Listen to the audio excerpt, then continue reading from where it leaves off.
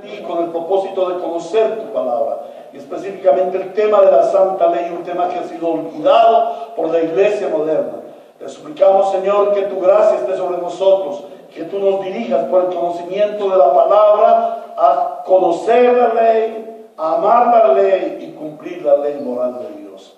Asístenos, Señor, para que así lo aprendamos, y también suplicamos a ti por aquellas almas que van a oír este mensaje, para que en tu gracia tú les concedas conocer el valor y la importancia de la ley moral de Dios para la iglesia del siglo XXI, que les permitan venir a ti, Señor, porque la ley es el ayo mediante el cual el hombre puede ver su pecado y puede ser conducido a Cristo. No hay otro medio. Ayúdanos, Señor, en Cristo Jesús, para conocer tu palabra. Asísteme a mí para poder exponer con claridad, con certeza, con autoridad, la ley moral de Dios. A ti la gloria en Cristo Jesús. Amén. Le ruego, por favor, nos pongamos en pie y vamos al libro del Éxodo. Éxodo capítulo 20. Éxodo capítulo 20. Y leemos la santa palabra del Señor en el nombre del Padre, del Hijo y del Espíritu Santo. Dios habló y Dios dio a conocer todos estos mandamientos. Yo soy el Señor tu Dios, que te saqué de tierra de Egipto, del país donde eras esclavo. No tengas otros dioses además de mí. No te hagas ningún ídolo, ni nada que guarde semejanza con lo que hay arriba en el cielo, ni con lo que hay abajo en la tierra, ni con lo que hay en las aguas debajo de la tierra. No te inclines delante de ellos ni los adores. Yo, el Señor tu Dios, soy un Dios celoso. Cuando los padres son malvados y me odian, yo castigo a sus hijos hasta la tercera y cuarta generación. Por el contrario, cuando me aman y cumplen mis mandamientos, les muestro mi amor por mis generaciones. No pronuncies el nombre del Señor tu Dios a la ligera. Yo, el Señor, no tendré por inocente a quien se atreva a pronunciar mi nombre a la ligera. Acuérdate del sábado para consagrarlo. Trabajas en días y en ellos todo lo que tengas que hacer. Pero el día séptimo será un día de reposo para honrar al Señor tu Dios. No hagas en ese día ningún trabajo, ni tampoco tu hijo, ni tu hija, ni tu esclavo, ni tu esclava, ni tus animales, ni tampoco los extranjeros que viven en tus ciudades.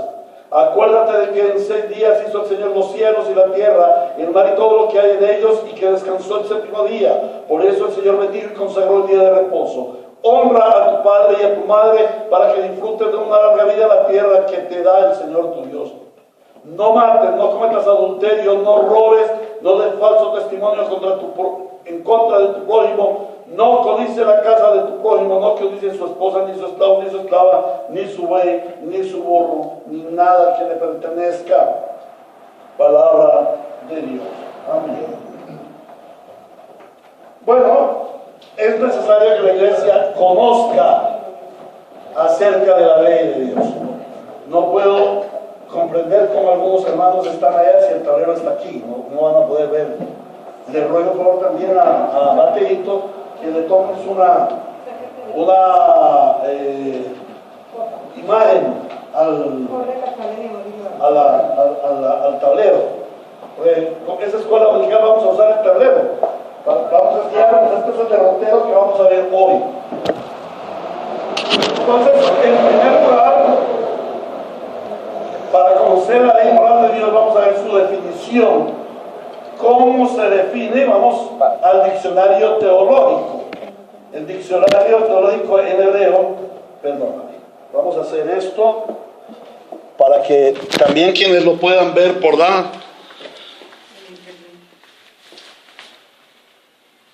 Está bien, este es el derrotero que vamos a seguir en nuestra enseñanza de hoy en la ley moral de Dios.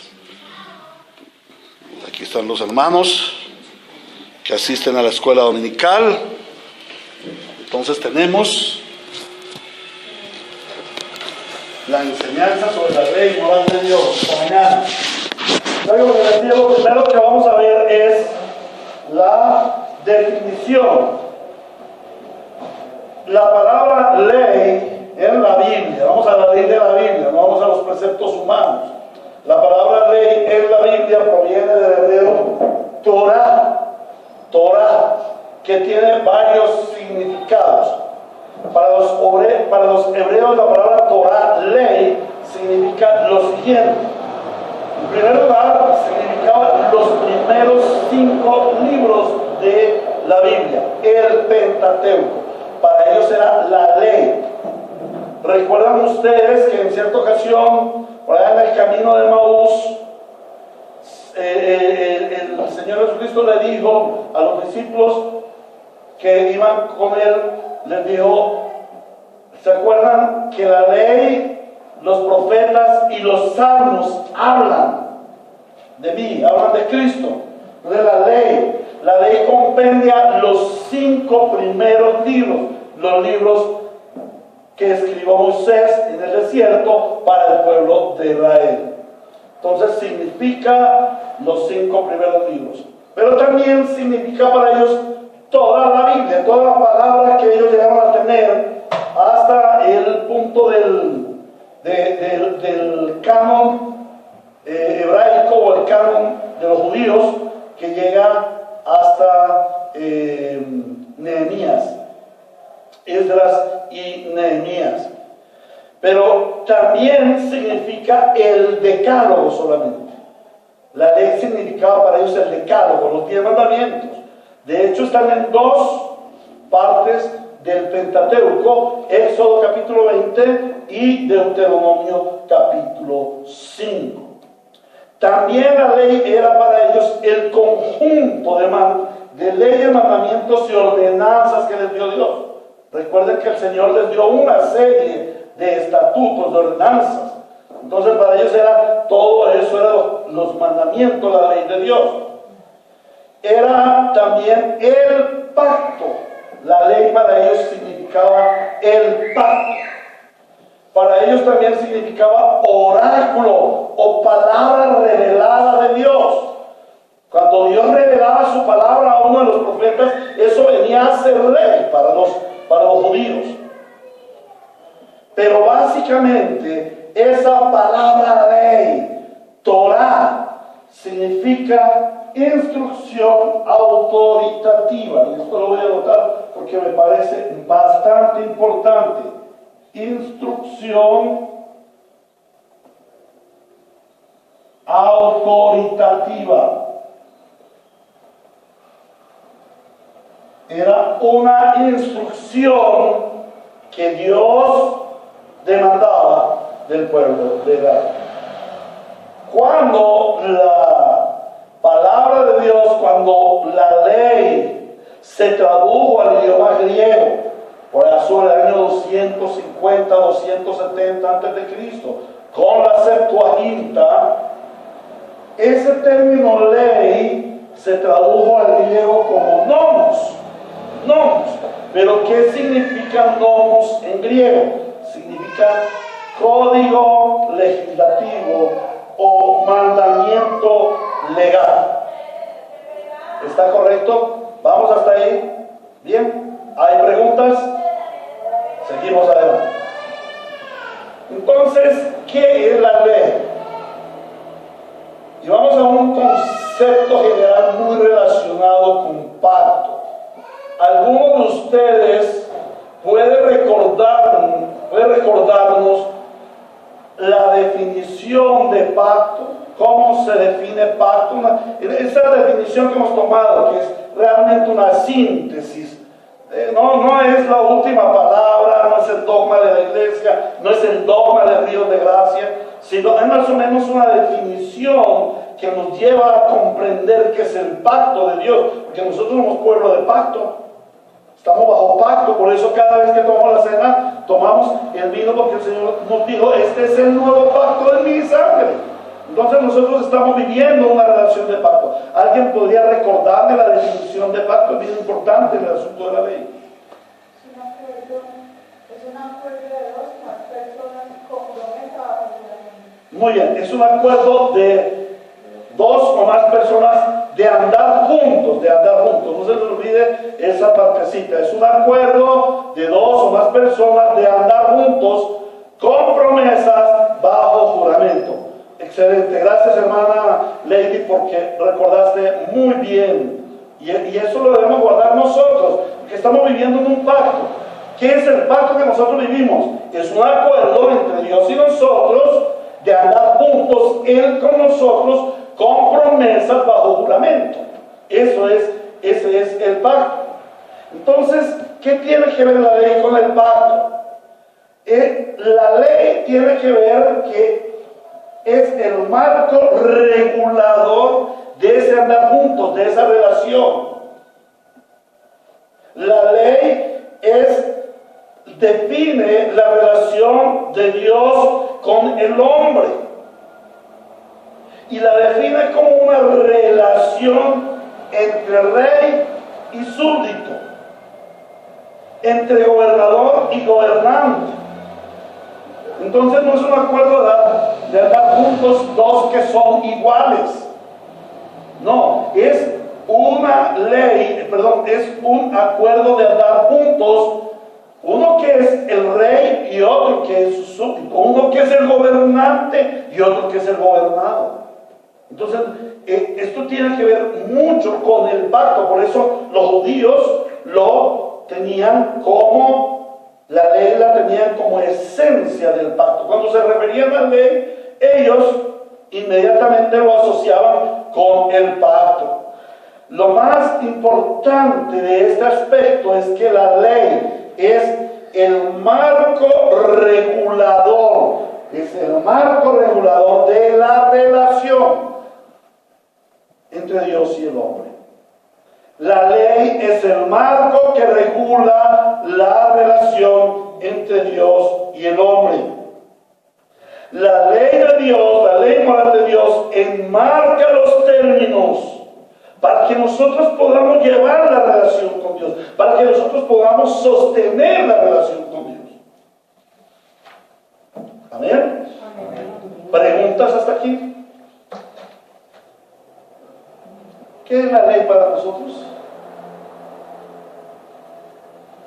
Una serie de estatutos y normas que tenemos que cumplir. Muy bien, es el marco regulador de nuestra relación con Dios. Algunas personas dicen es que la ley era para el pueblo de Israel. Oh, es que la ley ya perdió su vigencia. Eso se dice mucho hoy. Esas personas que dicen eso están muy, muy equivocadas. Por dos asuntos. En primer lugar, Dios es un Dios inmutable. Dios no cambia. Dios no es hombre para mentir, ni hijo de hombre para arrepentirse. Entonces Dios no da una ley para un tiempo, ¿cierto? Y después se le olvida que esa ley existe. Más aún cuando esa ley es el marco que regula la relación entre Dios y nosotros. ¿Ustedes creen que esa regulación fue solamente para los judíos o también tiene alcance para nosotros? ¿Ustedes creen que esa ley fue abolida o tiene alcance para nosotros? Tiene alcance para nosotros. Pastor. Sí. O sea, esa palabra marco regulador. ¿Qué es marco regulador? Es como el establecimiento de las normas que van a marcar nuestra relación. Por ejemplo, una relación de tú con tu hija, ¿cierto? Resulta que tu hija llegó a la edad de 12 años, entonces ya pasa de ser una niña que siempre ha sido juiciosa, que siempre ha estado en la casa, que nunca ha sido rebelde, pero ya ha entrado al colegio, en el colegio ya tiene una influencia de las amiguitas no cristianas y todo eso, y tú le dices, bueno, para que nosotros sigamos nuestra relación bien, tú debes ajustarte a estas normas de la casa. Para que tú puedas seguir una relación bien con Dios, tú debes ajustarte a las normas de Dios. ¿Lo entiendes? ¿Correcto? ¿Alguna otra pregunta, por favor? Eso es un marco regulado. Una serie de normas que marcan nuestra relación. Por ejemplo, nuestra relación con la iglesia. Nuestra relación con la iglesia está marcada, tiene un marco regulador. Tenemos un culto los domingos de 8:30 de la mañana a 12 de la noche. Hay un marco regulador. Hay un marco regulador en la iglesia. Cantamos solamente himnos, salmos y cantos espirituales. No cantamos otras cosas. ¿cierto? Son una serie de reglas, de normas que nos rigen en nuestra relación. ¿Está bien? Entonces, eso es el marco regulador. Ahora vamos a ver la autoridad mediante la cual se establece esta ley, este marco regulador. Y la primera autoridad es que Dios es el creador. Por lo tanto, Él es el Señor y Rey de su creación y de su criatura. Él es el Señor y Dios y Rey de su creación y de su criatura. Por lo tanto, es quien establece los términos relacionales con su creación y con su criatura. Es Él quien determina cómo se va a relacionar con su creación y con su criatura. Y aquí tenemos que entrar a mirar que hay una serie de leyes que regulan su creación. ¿Alguno de ustedes podría decirme alguna ley que regula su creación? No robarás. No, que regula su creación. O sea, la creación, el mundo, las plantas, los animales. No, no. Por ejemplo, la ley de la gravedad. La ley de la gravedad regula su creación. La ley de la rotación y la traslación. Todas esas leyes universales de la tierra y de la creación las dicta Dios. Amén. Amén.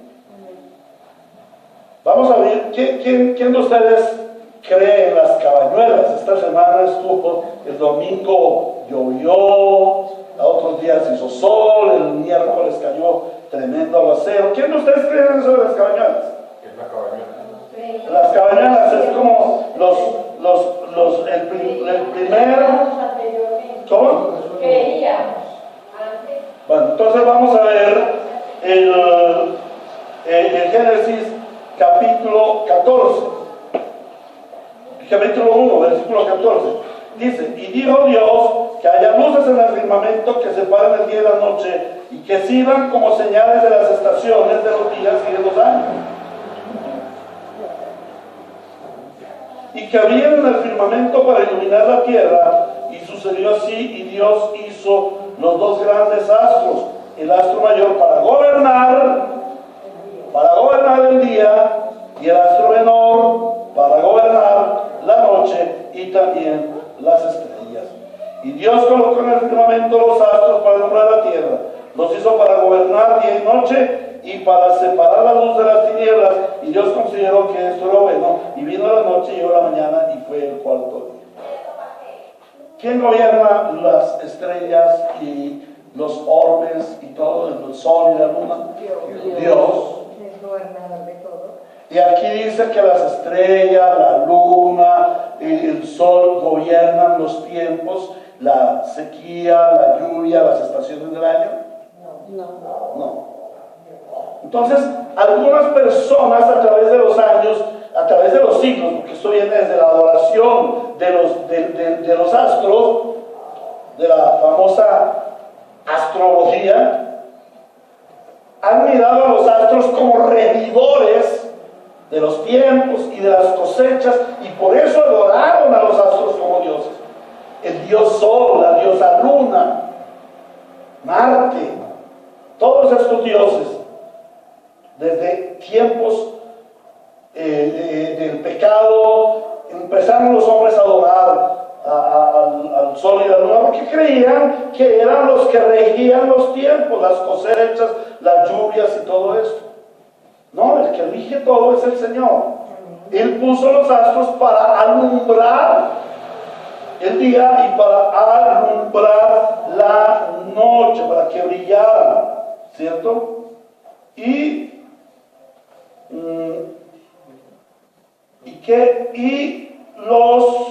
Para que sirvan como señales de las estaciones, no como gobernadores de las estaciones. Entonces el hombre puede mirar las señales de cómo Dios está gobernando los elementos de la tierra. Entonces hay una ley que rige los elementos de la tierra. Podría ser entonces que son como instrumentos que usa el Señor para... Sí, para anunciarnos los tiempos, para anunciarnos los cambios de tiempo. El día, la noche, las estaciones y los años. Y los años. Por eso los años se rigen conforme a los movimientos del sol y de la luna. Tiene que ver mucho con la astronomía. Aunque los años, los calendarios humanos no son perfectos. Entonces vemos que Dios ha establecido términos para su creación. Pero así como Él estableció términos para su creación, también establece términos para su criatura. ¿Por qué? Porque Él es el Señor, porque Él es Dios, porque Él los hizo.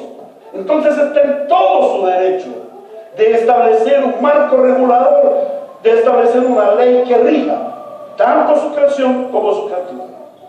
Dios es el autor de la ley. Él es quien legisla.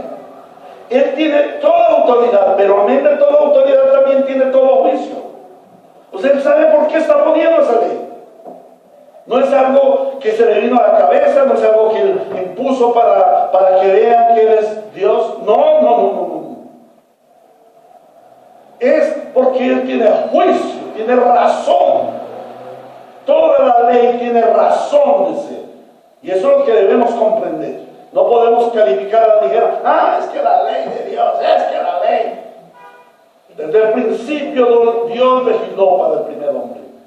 Dios le dio una ley que establecía los términos de su relación con Él. Y vamos a ir a Génesis capítulo 2.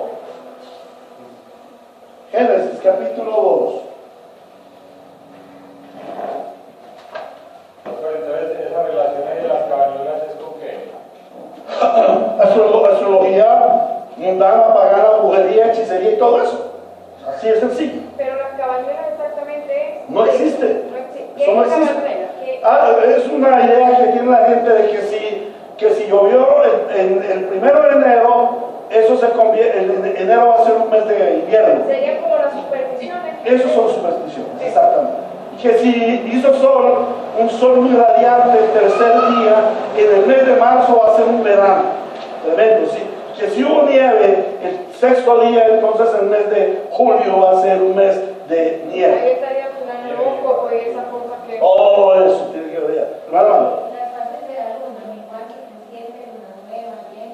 eso no gobierna nada. Eso no gobierna nada. No que esté que sembrar en cuarto menguante o en cuarto creciente. Eso no gobierna nada. Simplemente es una señal de tiempo. ¿Correcto? Es una señal. ¿Cómo? Como los nombres que le pusieron a la luna según se apareciera. Como las estaciones, Como los nombres que le pusieron a la luna según su tamaño que se apareciera. Bueno. Bueno, eso es porque ya los astrónomos ya estudiaron eso y pues lógico que conforme a su apariencia le da al hombre una idea de cuál es la fase de la luna. Pero esa fase de la luna está regida por la ley de Dios que le da en su rotación alrededor de la Tierra como satélite natural de la Tierra. ¿Está bien? Entonces, vamos a ver Génesis. Cómo Dios legisla desde el primer hombre. Le da una ley que establece los términos de su relación. Y esta ley la conocemos en teología como el pacto adámico. Vamos a ir allí al versículo Génesis 1:15. 2:15, perdón. Yo estoy aquí. No alcanzo a ver esta, 2:15. Dios el Señor tomó al hombre y lo puso en el jardín del Edén para que lo cultivara y lo cuidara. Y le dio mandato, le dio una ley.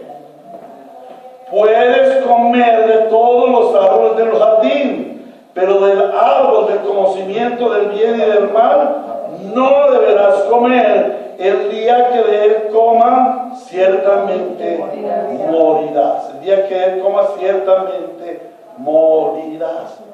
Entonces Dios le dio un término de relación. Mientras tú comas de cualquier otro árbol, pero no comas del árbol del fruto del conocimiento del bien y del mal, vamos a andar juntos. Vamos a tener una amistad, vamos a tener una filialidad. Yo soy tu padre, tú vas a ser mi hijo. Yo soy tu rey, tú vas a ser mi súbdito. Pero si llegares a comer de ese árbol, te advierto, ese día nuestra relación se cortará, o sea, ciertamente morirás. Serás expulsado de mi presencia. No disfrutarás de mi bienestar. Serás echado fuera de mi presencia. Morirás. Entonces el Señor le dio un término relacional. Este término fue llamado el pacto édmico. Pero no solamente le dio el término relacional, le dio el carácter. Le dio el carácter. O sea, le dio un carácter. ¿Qué carácter le dio Dios al hombre para que cumpliera ese pacto? ¿Qué carácter le dio para que él cumpliera con ese pacto? Tú lo dijiste. El carácter de Dios. Bueno, ¿cómo sabemos que él le dio el carácter de Dios? Porque él dijo, hagamos al hombre a nuestra imagen y semejanza. Y luego, en Génesis 1:29 le dijo Dios, y vio Dios todo lo que había hecho, y aquí era bueno en gran manera. Y era bueno en gran manera. Perdón, eso es el 31. Génesis 1:31. Dios miró todo lo que había hecho y consideró que era muy bueno, y vino a la noche y llegó a la mañana, y ese fue el sexto día. Entonces, el hombre fue creado con un carácter bueno, un carácter santo, a imagen de Dios. O sea que le dio el carácter para obedecer a Dios. No es que pobrecito Adán lo soltaron ahí en medio del paraíso a ver si él comía o no comía. Dios lo puso en tremenda prueba. Falso. Dios lo dotó de su carácter para que él no pecara. Como tú estás dotado del carácter de Cristo para que no peques. Eso tiene sus implicaciones. Ahora, el Señor no solamente le dio el carácter, sino que le dio la capacidad. Le dio la capacidad. Adán podía no pecar. Él tenía la autoridad, él tenía la capacidad. Él podía no pecar, pero también podía pecar. Y no solamente le dio el carácter y la capacidad, sino que le dio los medios. Le dio los medios. ¿Cuáles serían los medios para que él pudiera cumplir con el pacto? ¿Cuáles serían los medios? ¿Cuáles serían los medios? A ver. ¿Cómo? Bueno, le dio autoridad. Y la relación que tenía con él. Primero que todo, la comunión. Si Adán y Eva hubieran estado en comunión con Dios, si en ese momento estuvieran allí en la presencia de Dios y no en la presencia de la serpiente, sencillo, no habría pecado. Si él hubiera estado orando, orar es hablar con Dios. ¿Lo entendemos? ¿Lo entendemos? Entonces Dios lo dotó de los medios. ¿Qué otro medio le dio? ¿Qué otro medio le dio? Voluntad. Ya lo vimos, ese es el carácter. ¿Qué otro medio le dio? Otro medio que le dio le dio el resto de los árboles. Digo, de todo árbol podrás comer. ¿Es un medio para que no pecara? No, le dio todo para que él no pecara. Puso en sus manos los medios para que él no pecara. Mira, de todos los árboles puedes comer. ¿Por qué tienes que comer del árbol que yo te pongo? ¿Por qué? Tú puedes comer todas las frutas, todos los árboles son para comer. No comes del árbol que yo digo que no comes. ¿Y por qué, Señor? Porque yo digo que no comes. Punto. Ese es el problema del hombre. ¿Y por qué? Preguntemos más bien, ¿y para qué? Amén. Entonces Dios le dio el carácter, le dio la capacidad y le dio los medios para obedecerla. Pero también le advirtió sobre las consecuencias de desobedecer su santa ley. ¿Correcto? Ahora, ¿qué es la ley?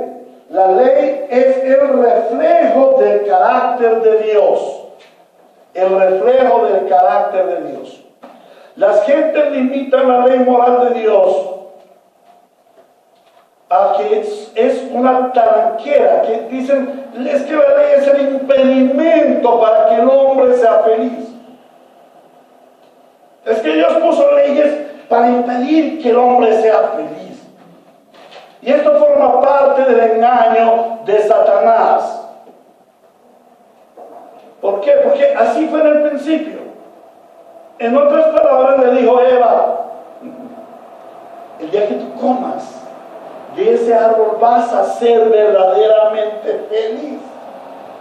Mientras estés atada a ese Dios que te prohíbe, no vas a conocer el bien y el mal. Pero cuando coman de ese fruto, sabe Dios que tú vas a ser feliz, porque vas a conocer el bien y el mal. Ese es el engaño de Satanás. Satanás viene a engañar. ¿Por qué Satanás viene a engañar a Eva? Porque quiere romper la relación. Y recuerden, la ley es el marco regulador para llevar nuestra relación con Dios.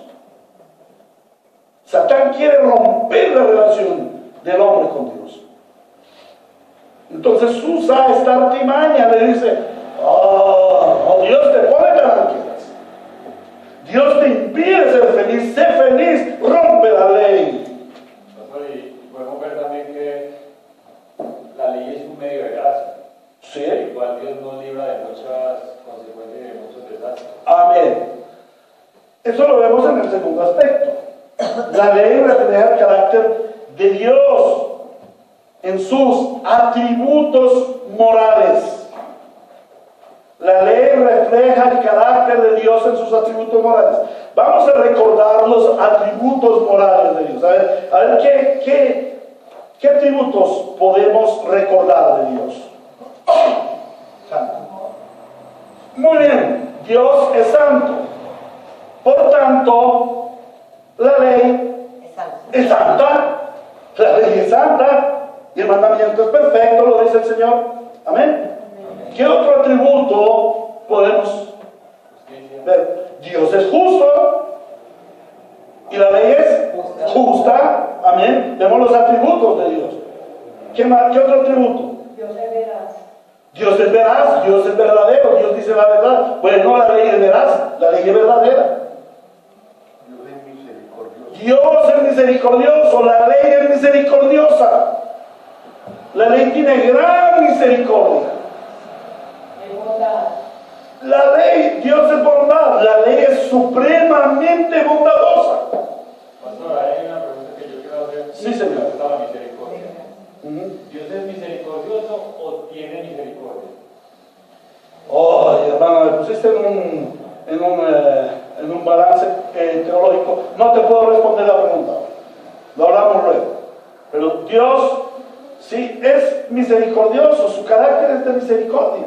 Pastor, pero porque yo pienso que Él tiene misericordia, por lo que en el juicio también va a llegar un día donde su misericordia se agosta, ¿cierto? Ay, sí, no. ¿Qué es misericordia? Pastor, ¿Qué es misericordia? el llevar la miseria. Bueno, cuando nosotros estemos en la eternidad, ¿qué vamos a recordar? Que Dios llevó mi miseria a su corazón y por eso estoy en su eternidad. Ahora, esa miseria la votó Dios. Esa miseria guardada en su corazón o llevada a su corazón la votó Dios. No, allá en la eternidad va a seguir viendo nuestra miseria y no va a guardar de volver a caer en el pecado.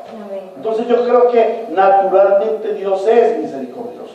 Ha visto la miseria de nuestro la miseria de nuestro ser. Ahora, no podemos limitar la misericordia a un efecto de la caída en pecado, no, porque es carácter de Dios, es atributo de Dios, hermano. Pastor, porque en la palabra dice, la palabra del Señor dice que Él tendrá misericordia de quien tenga misericordia. Amén, sí, amén. Entonces, yo creo que Dios tiene misericordia porque es misericordioso. Creo.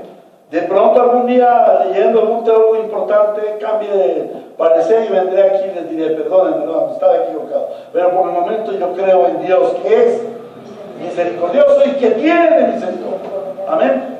Muy bien, ¿qué otro atributo podemos ver? La gracia de Dios. Bueno, Dios es Dios de gracia y la ley es gracia de Dios. Amor, Dios es amor. Entonces la ley es amor. Ay, pero la ley me impide. No, pero te impide por amor. La ley te frena por amor. Amén. La salvación. ¿Cómo? La salvación. Dios es Salvador. Dios es Salvador. Bueno, en cuanto a eso tenemos que hablar. Pero una cosa, siempre hemos hablado que la ley, es decir, lo he visto yo así, la ley no es un impedimento. Para mí la ley no es un impedimento. Simple y llanamente, si yo le digo a mi hijo, si te acercas al borde del precipicio te vas a caer y te vas a matar, yo no le estoy poniendo una barrera, simple y llanamente le estoy informando de algo que le puede ocurrir. Y no solamente le estás informando, también lo estás haciendo práctico, porque tú ves a tu hijo en toda la barrera y te lanzas en plancha para rescatarlo. Bueno, gloria a Dios porque tú tienes un correcto concepto de la ley. Pero ¿cuál es el problema de la iglesia moderna? Bueno, el mundo es la ley. La ley no me importa, ¿cierto? Y eso lo vemos en todas las expresiones de lo que estamos viviendo, inclusive las marchas y todas esas cosas, que es un desconocimiento total a la ley. ¿Sí? Es que queremos tumbar al fiscal. Bueno, ¿quién eres tú para tumbar al fiscal? Hay unas leyes que pusieron a ese hombre allá. Hágalo bien o hágalo mal, esas leyes lo deben juzgar. Y él debe ir a algo que se llama el debido proceso. Entonces, todo aquel que quiera tumbar al fiscal o al alcalde o al que sea, lo que está haciendo es quebrantando la ley, está en contra de la ley. Aquel que le manda, uy, es que hay que cumplir la ley, eso lo está transgrediendo, porque está impidiendo el derecho o la ley que tiene este personaje en el debido proceso. Eso es ley y hay que cumplirla, ¿correcto? ¿O nos gustaría a nosotros ser juzgados sin el debido proceso? Estoy seguro que no. Con respecto al concepto del hermano, la ley es un impedimento, pero para el impío. Porque no, Mauricio, el problema con el impío es lo de menos. El problema es con la iglesia hoy en día. Ese es el problema de la iglesia. Que dice, oh, Dios nos pone impedimentos, ya no estamos en la ley, estamos en la gracia. Falso, hermanos. Falso de toda falsedad. Y habría que tomar en cuenta que es algo cuando yo leí el Génesis, la primera parte del Génesis, la serpiente le dice a Eva que conocerás el bien y el mal. Claro, ya bien lo conoces. Vives en bien, estás en el paraíso, vives en el paraíso. Ahora te falta conocer el mal. Bueno, vamos a continuar. Ahora vamos a ver el alcance de la ley. ¿Hasta dónde llega la ley moral de Dios? El primer aspecto que tenemos que ver es que la ley moral de Dios es para todo hombre. Eso lo vemos en Romanos 1:18 al 32 y Romanos 2:13 al 15. Romanos 1:18 al 32 y Romanos 2:13 al 15. Voy a leer solamente Romanos 2:13 al 15. Dice así: porque Dios no considera justos a los que oyen la ley, sino a los que la cumplen. De hecho, cuando los gentiles que no tienen la ley cumplen por naturaleza lo que la ley exige,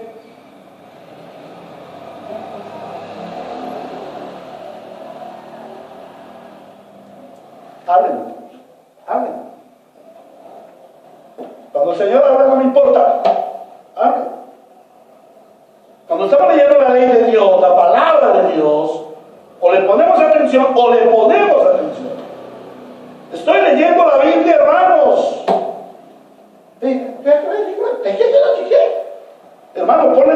y después preguntas, al final yo tengo aquí las notas, te acercas, pastor, yo no entendí cuál era el versículo que usted dijo, pero por favor, hermanos, estamos hablando de la ley del Señor. Honrarás al Señor tu Dios sobre todas las cosas, honrarás su palabra.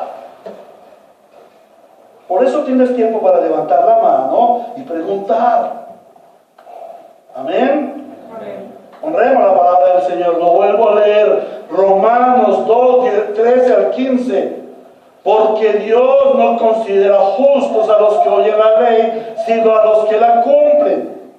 De hecho, cuando los gentiles que no tienen la ley, o sea, que no les fue entregada así la ley, la cumplen por naturaleza lo que la ley exige.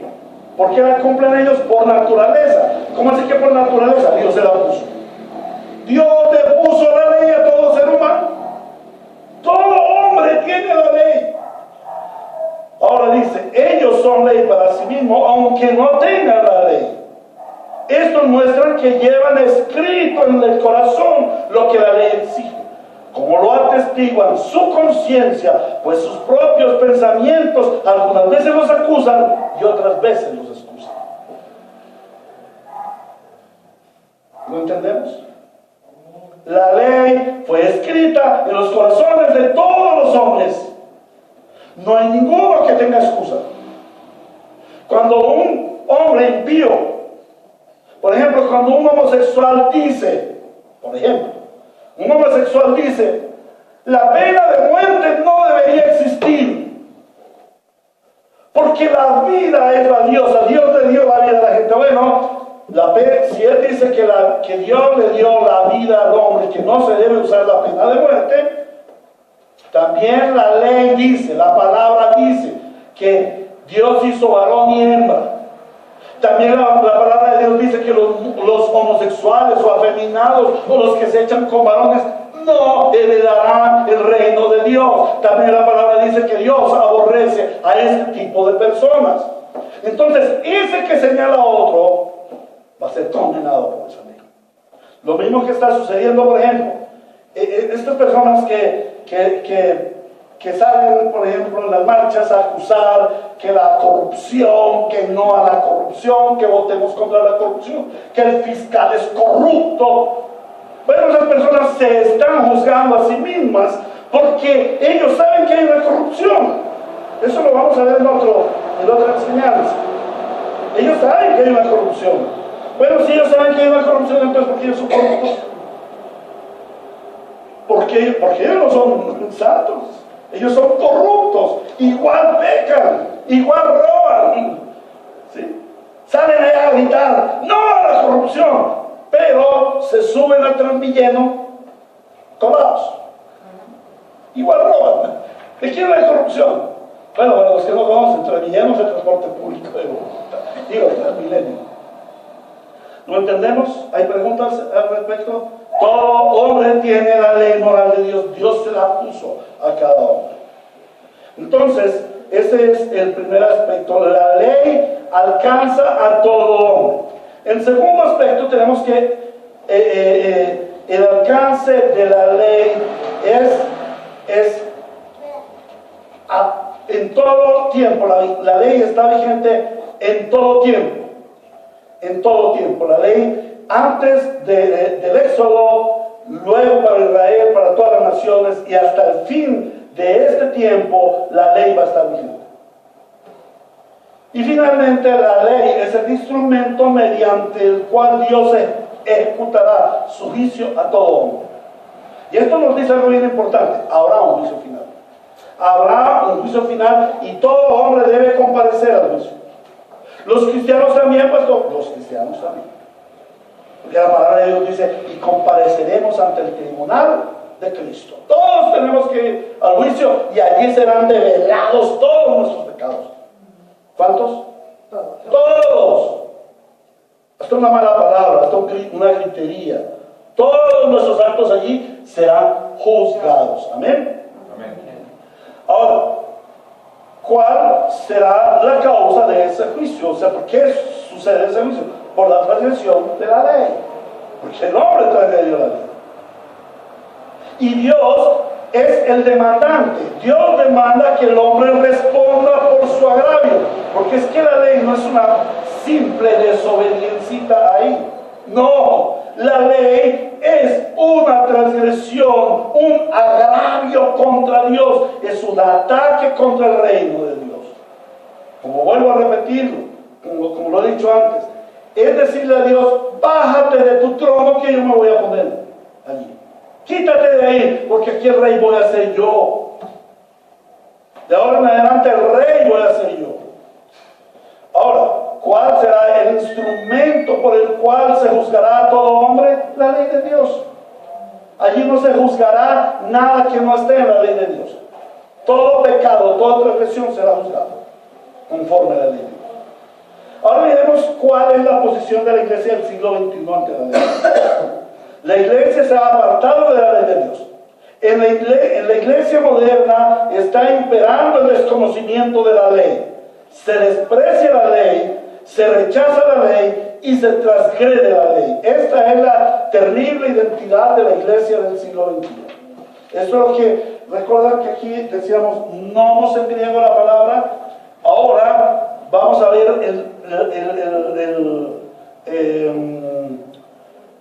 lo contrario. Antinomia, o sea, contra la ley. La iglesia hoy en día está contra la ley.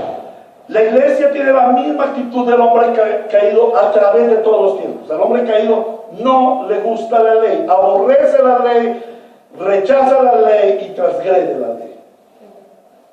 Como la iglesia del siglo XXI, la iglesia moderna, tiene desprecio por la ley. En primer lugar, no se proclama públicamente, no se lee desde los púlpitos, no se escribe en las paredes, en los dinteles de las puertas, no se hacen tratados acerca de la ley, por ejemplo. No se instruye a los creyentes acerca de la ley, ni la nombra. No se juzga todo asunto conforme a la ley. No se juzgan los asuntos conforme a la ley. No se exhorta a los santos al cumplimiento de la ley. Podríamos decir que la ley fue sacada de la iglesia. Así como fue sacada de los hombres del mundo, la ley ha sido sacada de la iglesia. En segundo lugar, en esa antinomia existe un rechazo. No solamente hay un desprecio por la ley, sino que también hay un rechazo hacia la ley. ¿Y cómo evidenciamos ese rechazo? Por lo que en la iglesia se dice acerca de la ley. Es que ahora vivimos en la gracia y no en la ley. Se está rechazando la ley. Oh, es que Jesús abolió la ley. Se está rechazando la ley. Es que la ley no está vigente, eso aplicó para otros tiempos, ahora no. Se está rechazando la ley. Ahora es el tiempo del amor. ¿Para qué tanta ley y normas? Si Dios es amor, Jesús es amor, Él nos ama. ¿Para qué le ponemos talanqueras a todo? Vive en el amor de Dios. Se rechaza la ley. El uso de la ley, el legalismo, el fariseísmo religioso, una iglesia que enseña la ley es legalista, es farisaica, es religiosa, a esas iglesias no hay que ir. Se rechaza la ley. Es que la ley ya no está vigente, es obsoleta, son cosas viejas, estamos viviendo un mundo moderno, tenemos que adaptarnos a un mundo moderno. Se rechaza la ley. La palabra de Dios es la misma ayer, hoy, por los siglos de los siglos. Tiene vigencia. Y esto, ese desprecio por la ley y ese rechazo hacia la ley, produce transgresión de la ley. O sea, pecado. La iglesia sin ley está expuesta al pecado. Y eso es lo que estamos viviendo en nuestros tiempos. Una iglesia mundanalizada. Una iglesia en donde se tolera abiertamente el pecado. Una iglesia en donde se acepta el homosexualismo, lesbianismo, los ladrones, los fornicarios, los que no honran el día del Señor. Los parricidas, los que deshonran a sus padres, los que roban, los que matan, los que dan falso testimonio. Infortunadamente esa es la iglesia moderna. Y no me voy a entrar en detalles. La idea no es condenar a la iglesia, la idea es advertir a la iglesia qué es lo que estamos viviendo. Estamos viviendo una iglesia mundanalizada, una iglesia que no le teme a Dios.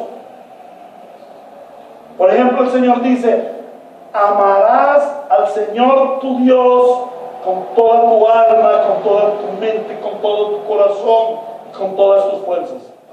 A ver a dónde están esos cristianos que aman al Señor con este sentido. No te inclinarás ante los dioses ajenos. A ver dónde están los cristianos que no se inclinan ante los dioses ajenos. Más en una iglesia en donde más del 70 o 80% está contaminada por la teología falsa de la prosperidad. Y los otros están en el arminianismo. Y muy pocos los que realmente están en la palabra para seguir al Señor. Es una iglesia sin temor de Dios. Es una iglesia permisiva con el pecado. Es una iglesia permisiva con el pecado. Pastores que se divorcian de su esposa, la que el Señor le dio, la hermosa de su juventud, para casarse con la reinita, o para casarse con la niña de la alabanza que está muy buena. Así es. Iglesias que ordenan pastores homosexuales, iglesias que casan homosexuales y lesbianas. Una iglesia cada día más tendiente al pecado, a la mundanalidad, y que ha perdido el temor al Señor. Por eso cada día más permisiva con el pecado, porque no ha enseñado la ley de Dios. La pregunta es: ¿y esa iglesia va rumbo al cielo? ¿Por qué no? Porque no se ha sujetado al marco regulador de Dios. Por eso es tan importante que conozcamos el marco regulador de Dios, la ley moral de Dios. Finalmente vamos a ver cuál es la posición de la iglesia bíblica, Dios de gracia, o sea tú, respecto a la ley de Dios. En primer lugar, creemos en toda la palabra de Dios, en toda. Como ustedes lo han visto, nosotros paseamos desde Génesis hasta Apocalipsis, la creemos toda, porque toda la escritura fue inspirada por Dios y es útil para enseñar, corregir, redarguir e instruir al hombre de Dios para que esté enteramente preparado para toda buena obra. Amén. Creemos en toda la palabra de Dios y ella contiene la ley. Por lo tanto, aceptamos la santa ley de Dios como el marco regulador de nuestra relación con Dios. Creemos que la ley está vigente y que estamos llamados a cumplirla. Creemos que la ley está vigente y que estamos llamados a cumplirla. En segundo lugar, creemos que la ley no salva. La ley no fue dada para la salvación. La ley fue dada para mostrarnos nuestro pecado. Y ella es el ayo que nos conduce a Cristo. Porque solo mediante Cristo somos salvos. Solo mediante Cristo somos salvos. Creemos que Cristo no abolió la ley. Al contrario, Él es el perfecto cumplidor de la ley. Creemos que por causa del pecado, el hombre está incapacitado para cumplir perfectamente la ley. Pero también creemos que mediante la redención en Cristo, Él nos rehabilita, Él nos restaura para ser cumplidores de la ley. Y no como una obligación, sino como fruto de la redención.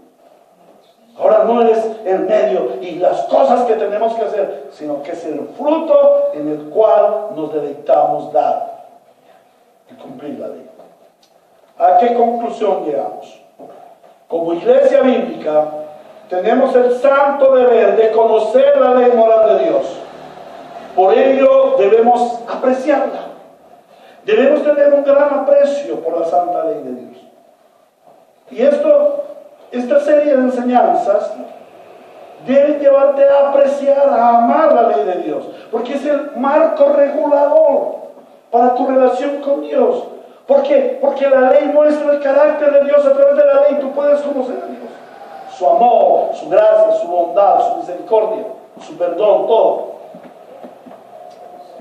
Pero también debemos proclamarla e instruir a los santos en la ley. El propósito es que tú seas instruido en la ley, para que la conozcas bien, para que sepas qué es, para que la iglesia también juzgue todo asunto conforme a la ley moral. Es muy triste cuando mis padres me hablan, me dicen: voy a castigar a mi hijo, le voy a dar una pela porque perdió el año. Muéstrame en la ley moral de Dios dónde está ese mandamiento: no perderás el año. Yo no lo veo. Yo no lo veo. Pero esto no es una perversidad para que los muchachos pierdan el año. No. Pero no es un mandamiento para que tú juzgues a una persona porque perdió el año. Muéstrame en dónde está el mandamiento: las mujeres no se pueden maquillar. Muéstrame. Pero las iglesias modernas están juzgando a los hermanos, a las hermanas, porque se ponen aretas, porque usan un maquillaje, o por esto o por lo otro. No, muéstrame el mandamiento en donde dice: no le podrás discutir al pastor. No existe. Pero muchos pastores ponen en disciplina, digámoslo así, o castigan a los hermanos porque no obedecieron al pastor, o porque interrumpieron al pastor, o porque contradieron al pastor. ¿Ven? Todo se debe juzgar conforme a la ley. Pero también vamos a estudiar la ley porque vamos a exhortar. Y exhortar no es regañar. Exhortar es impeler, impulsar, motivar a los hermanos para que seamos cumplidores de la ley. Por esta razón es menester que nos dediquemos en estos tiempos a estudiar acerca de la ley moral. Amén. Oremos y después preguntamos. Amado Señor y Dios nuestro, te damos muchas gracias porque vamos a estudiar este tema importantísimo de la ley. Esto es solamente un abrebocas. Tendremos algunos prefacios, mucho tiempo de introducción a la ley moral antes de entrar en cada uno de los mandamientos. Y te doy gracias porque esta es la introducción básica, la definición de la ley, para que todos los hermanos estemos conscientes de la importancia del valor de la ley y seamos conminados a amar la ley y a cumplirla. Bendice, Señor, esta serie de estudios y bendice a los hermanos que lo están escuchando, para que todos unidos seamos cumplidores de la ley para la gloria de nuestro Señor Jesucristo. Amén y amén.